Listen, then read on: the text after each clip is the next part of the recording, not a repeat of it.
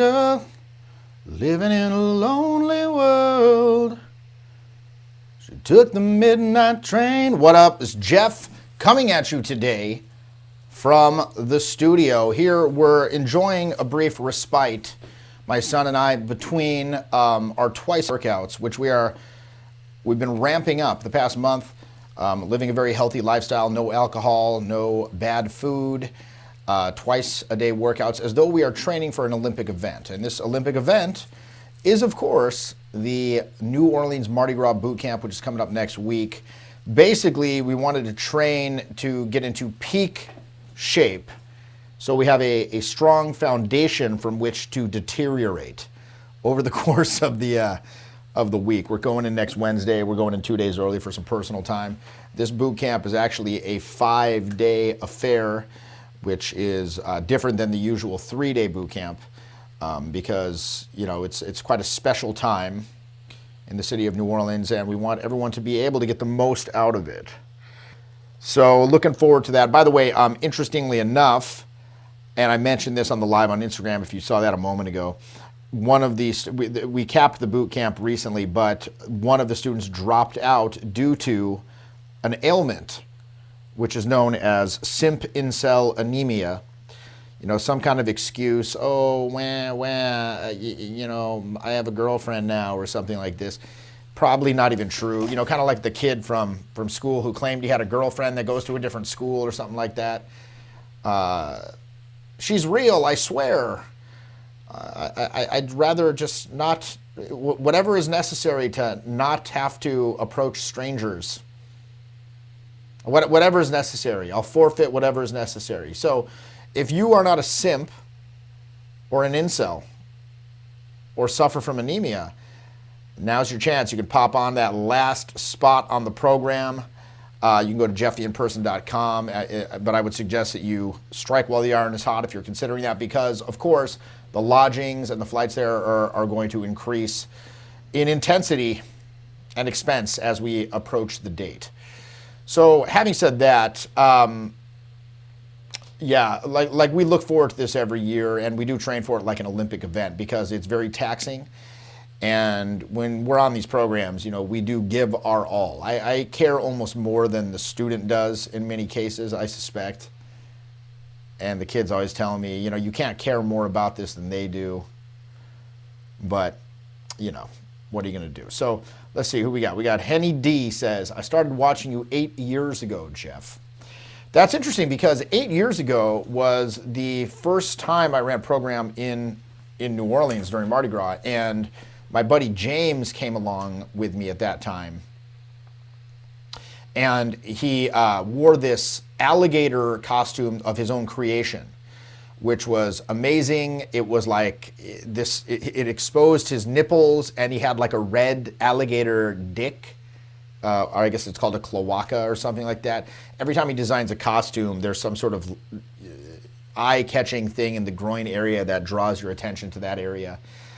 So what he's going to do, apparently he's coming with next week. So again, the so-called, the infamous Evil Jimmy will also be in the city with us. And he is recreating his alligator costume from 8 years ago. He's doing a 2.0 version. And I remember, if you ever seen the Philosophy of the Absurd video, he has a brief cameo in that with the costume. And for some reason, black people loved it. And again, that's probably just an anecdotal thing. I'm generalizing, but from what I recall, every time we pass by, they'd be like, "Oh, honey, that's amazing!" Like they just loved it. Now, so again, maybe it's anecdotal. I don't like to generalize. It's never wise to indulge in generalizations, but I guess we're going to see which demographics respond most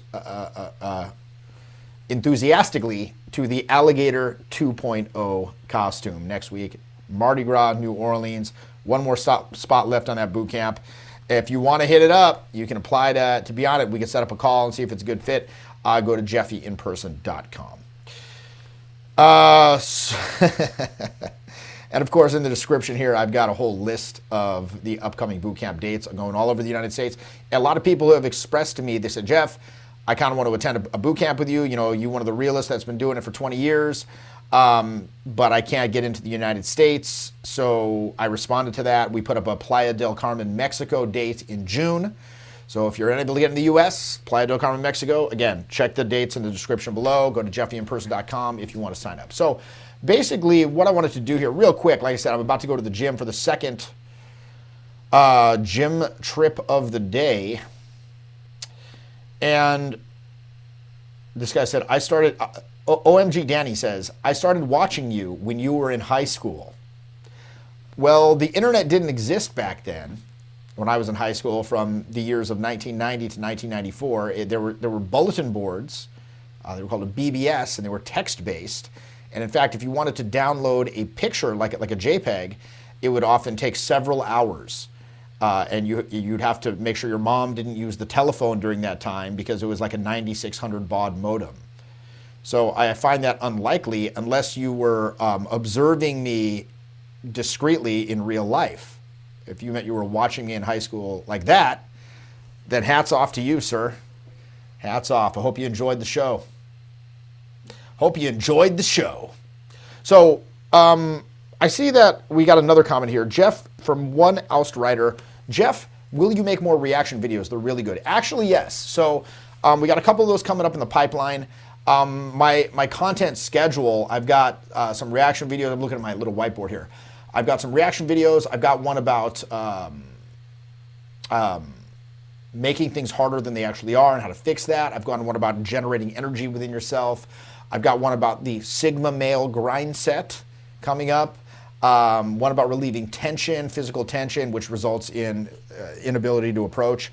And most excitingly, I'm developing a sequel to the Philosophy of the Absurd video that I intend to shoot in New Orleans next week, centered around a potential sub-quantum mechanical realm, and how this relates to wholeness and the implicate order of reality, and how this relates to approaching. So that one's going to be pretty deep. I've been working on that one for a while.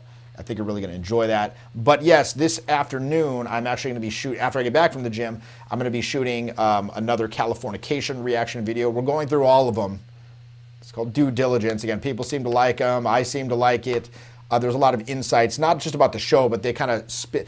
You know, somebody mentioned in the comments of those videos, it kind of makes me spin off into other stories that I don't normally tell, right? Because it triggers sort of, it provides input that's different than the usual input I get, even on these comments. So, responding to comments here, congratulations on your son, Eli. Owen is thinking about moving to Wyoming. Would you ever consider leaving shithole San Francisco? No, not really. The weather's too good here.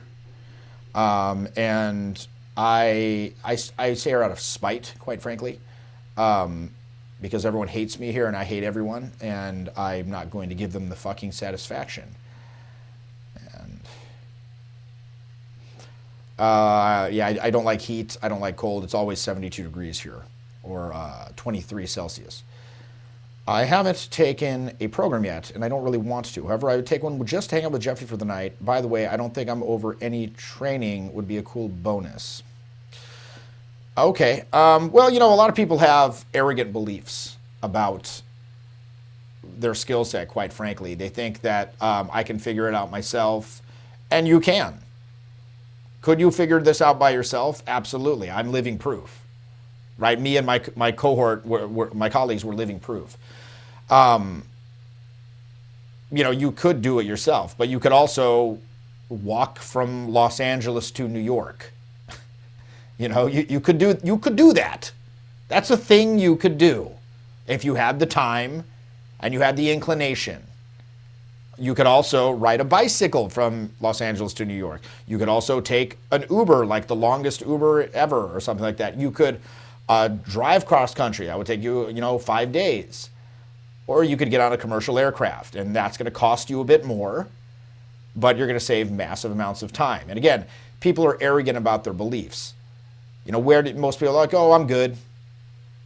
I'm good. And I know what it's like to hold that belief. Like, I've seen the videos, I've got this belief, like I got it all figured out.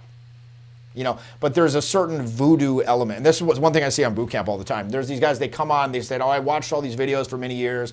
They kind of feel like they got it figured out. But what they're missing is that sort of voodoo element, that X factor that they can only see when they witness, like not just their little friends or the local lair guy that's the best guy, but like when they see somebody who's highly, highly experienced at this and is able to generate like top tier results on demand right in front of them. You hear us talk about a lot of these little stories and stuff that we tell. And a lot of times I think people, they think that they're like apocryphal or we're exaggerating the stories a little bit. But then they come on the boot camp and they see us doing the stuff right in front, like physically right in front of them, getting like not instantaneous, but near instantaneous reactions, like very quick, good reactions, where we're doing these like obscene things and then leaving and going to, say, a van, for example, and then popping right back like it ain't no thing but a chicken wing, you little bitch, and they're like, oh shit, it's real. Right? And I can teach you how to do that. It's like, okay, here's how we do this consistently. Here's the mindset. And again, like that, getting that voodoo, that really understanding that X factor, that comes from like really being immersed in a very hardcore learning environment with somebody who's, again, in my case, been teaching this for literally 19 years, every single weekend, all over the globe. Like, again, I reiterate this. My buddy Max is like, you need to say that a lot more. You need to lean on that a lot more in your videos. How, again, I've been teaching this every weekend all around the world since 2003. Since some of you probably watching this were like born, were like 2 years old. I was doing this professionally, and I'm still doing it. I'm probably one of the top 5 most experienced coaches in this area on the planet, like literally on the entire planet. That's not hyperbole, that's a simple statement of fact, and I'm still doing it. And I still have a passion for it, and I'm still highly, highly effective at it. Again, we train for these things like an Olympic event because on these programs, I give 100%.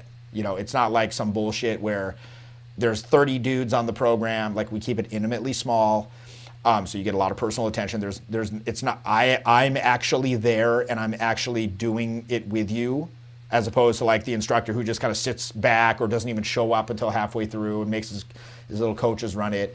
It's like, no. This real deal. This is as real as it gets, okay? So again, you can go to jefftheinperson.com if you want to apply. We'll set up a call. We'll have a little chat if this is a good fit for you, see what your sticking points are, see what your background is, and again, see where we can help you shortcut the learning curve significantly, all right? So again, you can see the description there, dates all over the United States this year. Very excited about the tour. So let's see. Let's go to a couple of questions. Hi, says Tomek. Do you have some advice to not get paralyzed during the negotiation process? I'm selling a company that I will be a part of in a few days. I've never done it before. Vision of not getting paid enough. It's scary.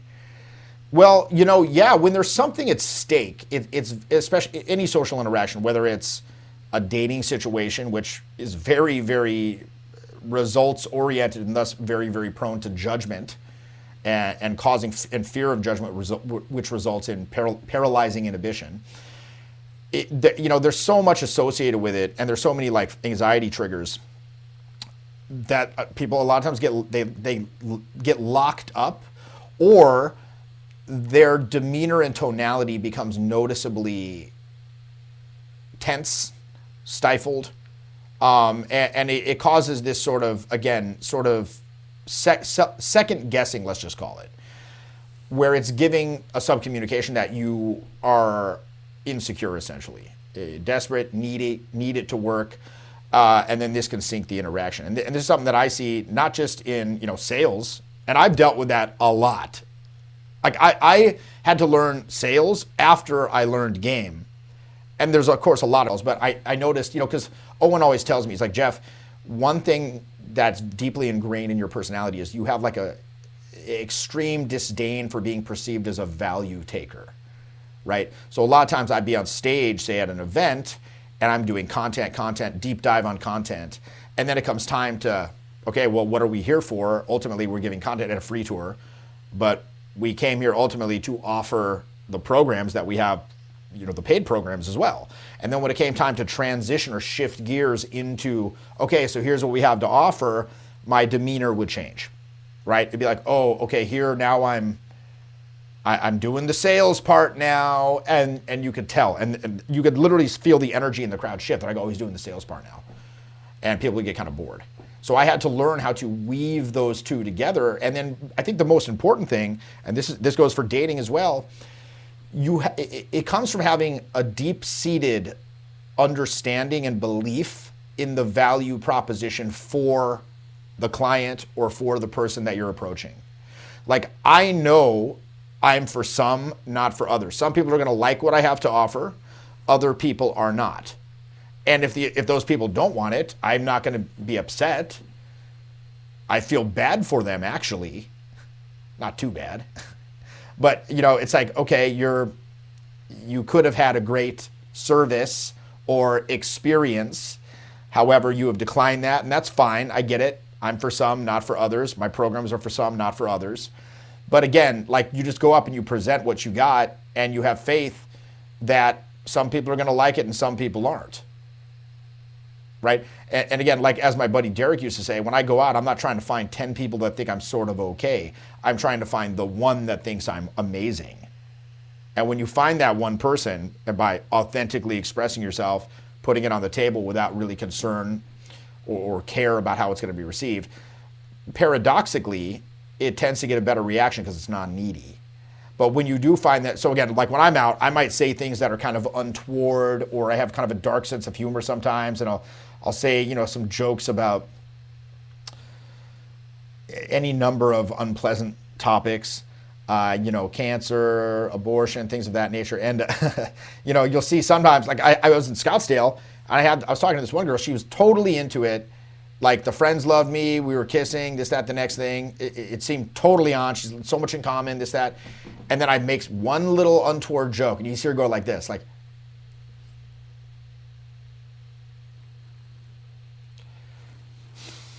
and I'm like, oh, it's over, it's done, whispers to her friend, we're gonna go, and boom, done.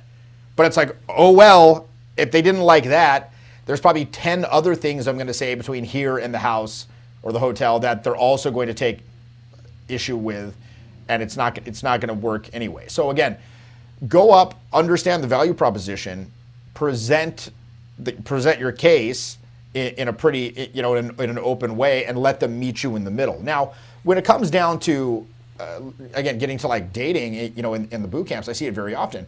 You get these students and they have an inability to approach because they are paralyzed. They're paralyzed at the very prospect of getting ridiculed or getting embarrassed or losing validation. And intellectually, they know damn well that there is no real danger, quote unquote, to them. They're not going to be, ridiculed and put on blast on the internet as the tool of the century or something like this. They know intellectually that's not what's going to happen. And I can sit there and tell them. I can tell them it's going to be fine. Nothing's going to happen. Just go up. At worst, they're going to be like, no, thank you, and turn away. It doesn't matter. Because once they're in the grip of that anxiety, your RAS is not even going to allow you to process information that would contradict that state until it passes. So what you want to do is, number one, you want to train yourself to get to a point where you sense you're about to go into it. Again, I always talk about this. There's 3 stages of awareness. Stage of awareness 1, I'm in it. I can't move. And then at that point, you're kind of screwed. Stage of awareness 2, I'm going into it. It's currently happening right now. It's taking me over. Stage of awareness 3, I'm about to go into it. In other words, the stimuli are present where I will typically go into that anxiety paralysis state. And at that point, if you have that level of awareness about yourself and how your system works, now you can train an incompatible behavior so it cannot take hold in the first place, which usually consists of what? Just approaching before it can take hold, and giving your mind, your brain, your intellect, the proof, not promises, that it needs to believe that you're going to be okay if you introduce yourself to people. So, that's the answer to people say, oh, I get anxiety. It's like, you just have to fucking do it before it takes hold. And here's the thing, the fear will always be there. It will never go away, even 19 years deep. Like we've been training, like I said, we've been going to the gym twice twice a day for the past like month, training for Mardi Gras. We've also been going out at least 3 times a week just for maintenance, sober. So we can hit the ground running and we don't have to warm up. Yes, even a 19-year veteran, even my son who's extremely experienced, we still need to keep the saw sharp, keep the sword sharp, right? So when I go out, I know if I get into a punk ass headspace, I can get paralyzed too. So, and I know this because I know myself intimately, very intimately, after having gone out and done this for 20 years. So I know as soon as I hit the venue, I need to talk to someone. I need to talk to someone. You just got to do it. And that's a hard pill for a lot of people to swallow. It's like, look, it's like fitness. We always use the gym, fitness as an analogy for this stuff. Everyone knows how to lose weight. How do you do it? Well, you eat less food and you move around more. You do both of those things to an extreme degree, and it's thermodynamics. You're going to lose weight. But of course, everyone wants to go, oh, well, it's the paleo, the keto, what's my macronutrient? What are the supplements I can take to maximize fat burn? It's like, do I do fasted cardio? Do I do it in the like steady state? It's like, it doesn't fucking matter. Yes, if you're at a very, very high level, you're trying to get to like 7% body fat or something, maybe you want to like you shave off every fraction of a percent and all of that. But at the end of the day, it's just keep it simple, stupid. Eat less and move around more. Do more fucking cardio and eat less fucking food. You're gonna lose weight. It is a scientific impossibility to not lose weight. Okay, so the same thing holds true for why can't I approach? Because you's a bitch and I mayn't. Fundamentals are the key. Like, oh, what's the magical mental trick to make me there is no magical mental trick. Fundamentals. Just keep fucking approaching. Keep going until you hit the state. Now, like, again, my son the other day, he was at the park and he was being kind of a punk. I'm like, yo, there's some. He's like, oh, he pretends he doesn't see them. You know, he probably literally can't even see them. And he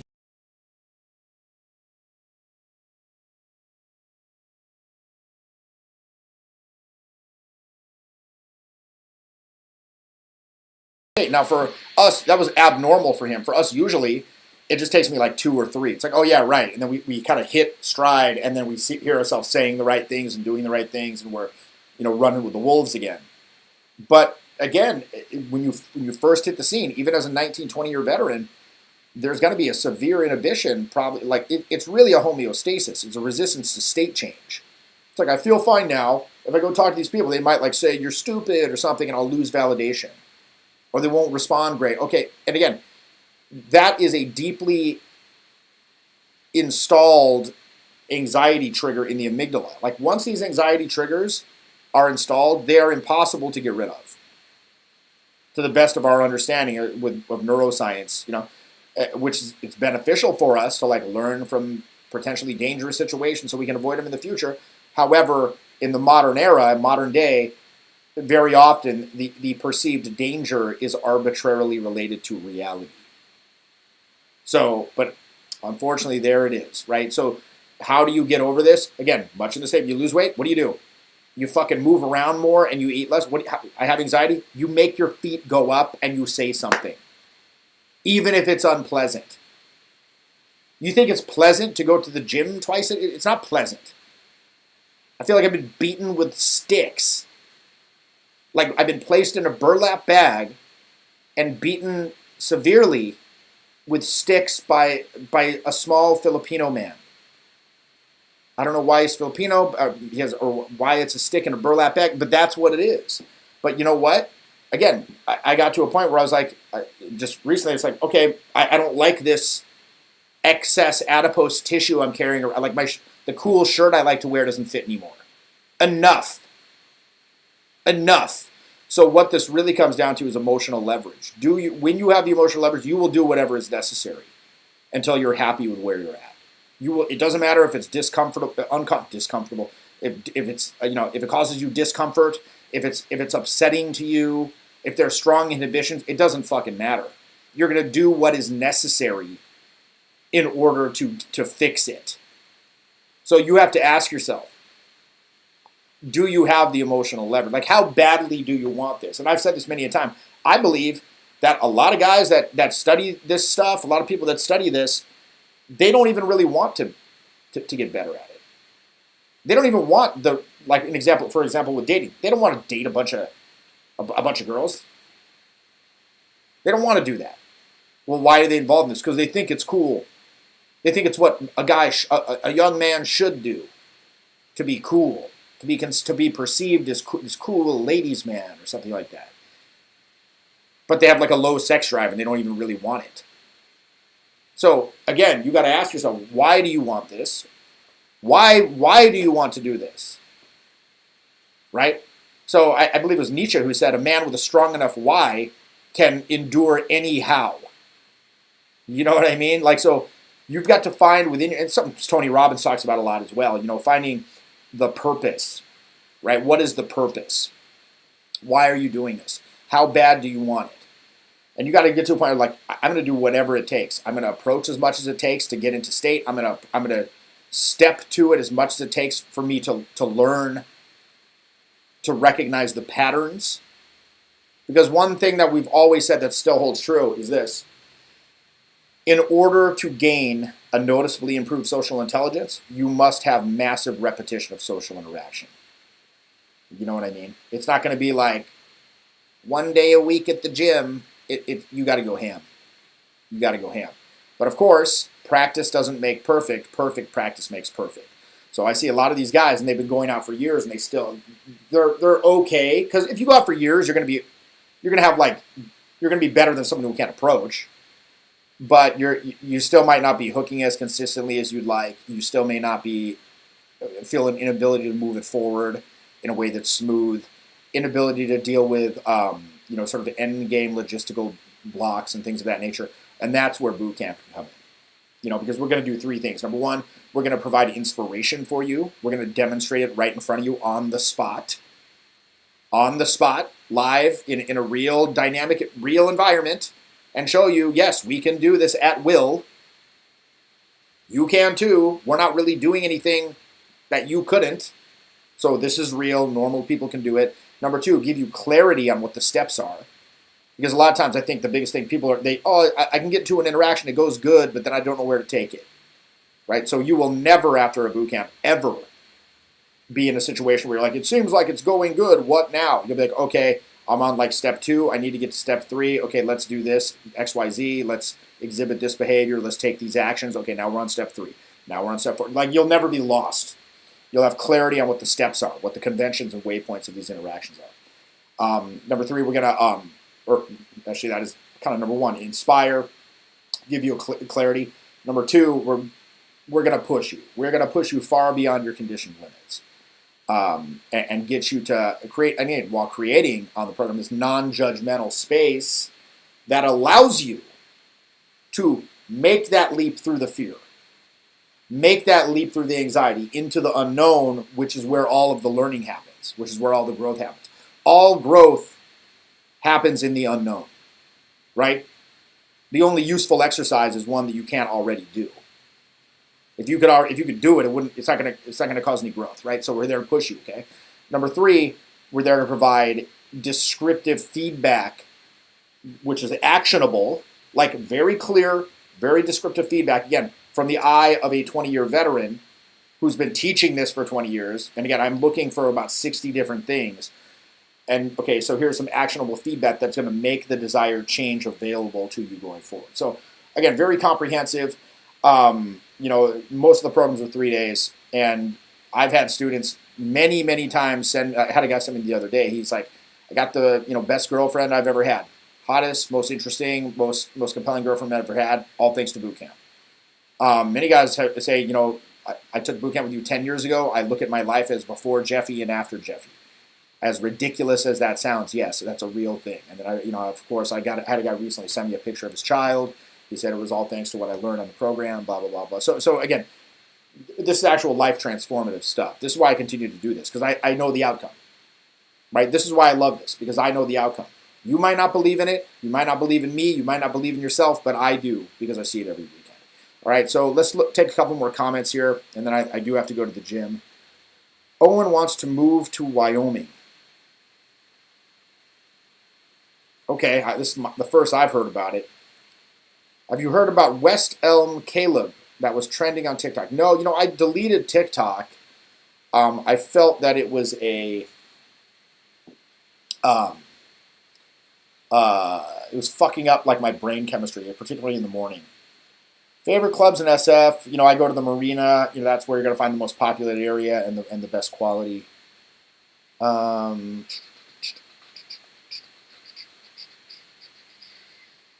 You could invent your own light bulb. Sounds good. Would you ever want to settle down in an LTR, long-term relationship? Says Brad. Would it be monogamous or open? I'm currently in a long-term relationship. I've been with this person for several years now, and we've had many amazing experiences going out together and practicing these skills together. And she's very good at it. And for me, going forward, I knew that in order to be in a relationship, I would have to be with somebody who was open to doing that with me, who could share in the adventures with me. Because previously I had people who they would often see me out on program, in videos and things like that, having these crazy adventures. And then I come home and it's like this boring like TV dinner stuff, and they felt that was a part of my life that was sort of compartmentalized off. So I knew going forward I'd have to have somebody who I could include in the adventures, and it's very possible, and it's amazing. I had the Gandalf, if you remember that story, that was with this person.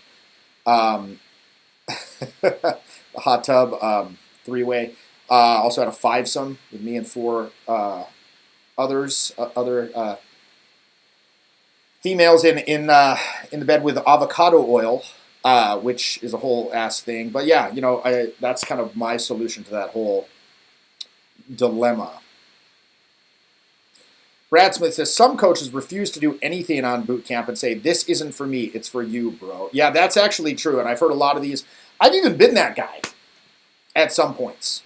If I wasn't feeling well, or I was like sick or something, or I was like depressed or some nonsense, like, or even just in kind of a bitch headspace, for lack of a better term. But the thing is, one thing I realized is you can't bully someone into having fun. Especially if they're already in an anxiety state. You can't be like, just have fun. Okay, go have fun. You do it. It's for you, bro. It's like, no, the coach has to go first. Any leader, because on a boot camp, I am the leader of that squad. I'm the captain. I got my little sergeants, my little lieutenants, or whatever, and then there's the foot soldiers, which is the students. And I can't just be like, okay, charge, while I'm like safe in the officers' quarters. It's like, no. If they see the captain is like going over the trench and firing, they're like, damn, maybe I guess I better be firing too. You know what I mean? So it's like a rising tide lifts all boats. We have to go, as the coaches, we have to go first and pull them up into the fun, right? And that's the environment I'm trying to foster on these programs, is one of fun, party, play, creativity, thoughtfulness, respect, learning, joy, freedom, right? As opposed to this, you do what is, and yes, we call it boot camp it kind of does have that military connotation, but in reality, the last thing I want to do is foster any sort of authority dependence where you need me to tell you to do it. It's like, no, I'm going to provide an inspirational picture, and I'm going to invite you to join us in our bubble of fun, and that's what gets results. So rejections don't matter. Tyson had a good story about fear. He still felt the same fear in the locker room. Yeah, that's crazy. Mike Tyson, if you've ever read his book, Undisputed Truth, crazy book, actually. His life story is absolutely insane. Like a Charles Dickens character come to life. It's phenomenal. So let's see here. What are your current gym goals? Current gym goals, I want to lose some fat. I want to get down to 10 to 12% body fat. As a 46-year-old man, it gets more difficult. But, as soon as you get up there, it becomes more difficult too. You got to run faster to stay in the same place, I believe. Oh shit. So Spirit 222 says Muscle Master is so unnatural to me personally, so try hardy and sad, really. Yeah, somebody who's like some huge jacked dude. Yeah, it is a little bit strange. I mean, only dudes really compliment you if you're like huge and jacked. For me, I just personally, as again a 46-year-old guy, I just want to be kind of lean, and so I don't get winded, and my shirts fit. Like my cool shirts still fit. Like it's really about the shirts fitting. That's really what it's all about. It's about the shirts fitting. What is Evil Stifler up to these days? Him and the kid had they ran a train on his boat last weekend, and apparently the boat set on fire during this. So basically, he's up to the same old shit, and like I said, he probably will be joining us in New Orleans. So if you ever wanted to meet that guy, come on New Orleans. And Owen says he wants to move to Wyoming because everyone in Los Angeles and big cities annoys him now. Oh, okay, so he's taking the Theodore Kaczynski route, moving to a cabin in Montana, and becoming a Luddite and eschewing modern society. As long as he doesn't start, doing weird things with the Postal Service or anything like that, I think we're good. There's a lot of natural beauty out there. I've driven through Wyoming. Do you still go out these days? Yep, all the time. Keeping it real. Keeping it real.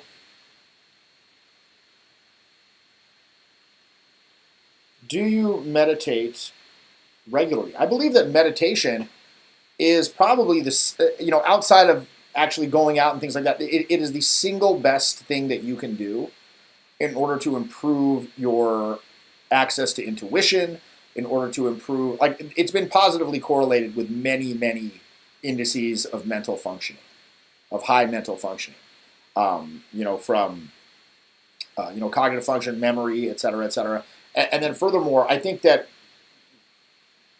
when you're trying to develop charisma, I think the first step, no matter what you're attempting to develop it for, it all starts with awareness, because we're carrying such a load of conditioning from these negative social counter conditionings that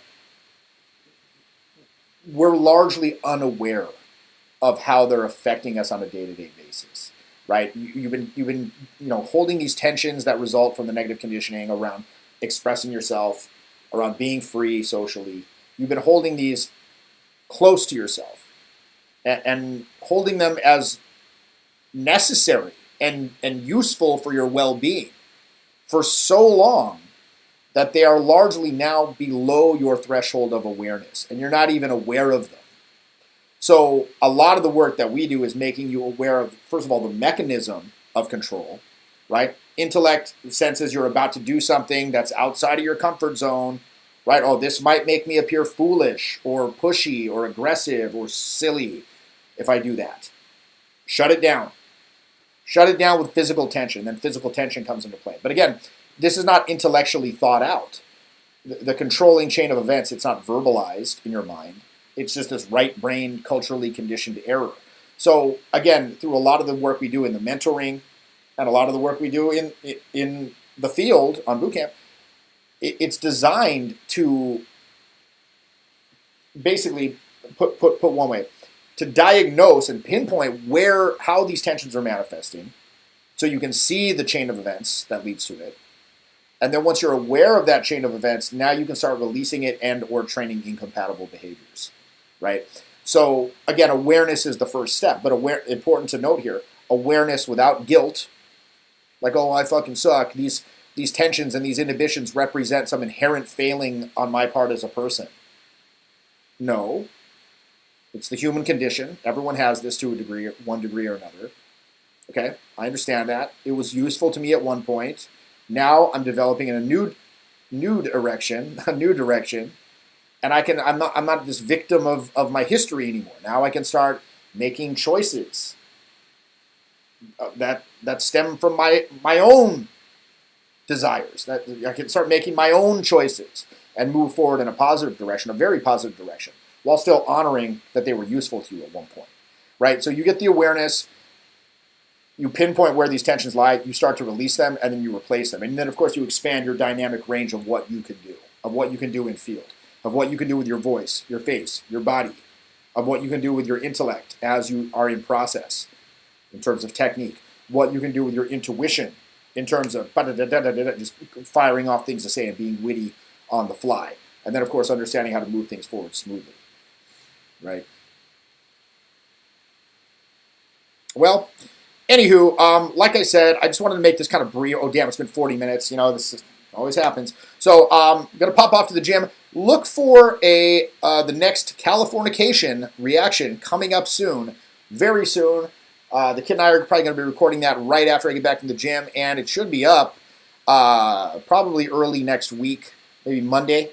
Definitely before we fly out to New Orleans. But again, we got one more spot for that New Orleans program. That is going to be a truly transformational, life-changing. In fact, you will probably look back on that program as the defining event of your young adult life if you choose to attend. After that, we're going to be in San Diego. I'm probably going to bring the van down there. I'm running programs in San Francisco, Austin, Miami World Summit's coming up. All of the dates you're going to find in the description here. If you want to actually check that out and have a discussion and figure, hash out the details, go to jeffyinperson.com, fill out the little application, and I will be in touch. All right?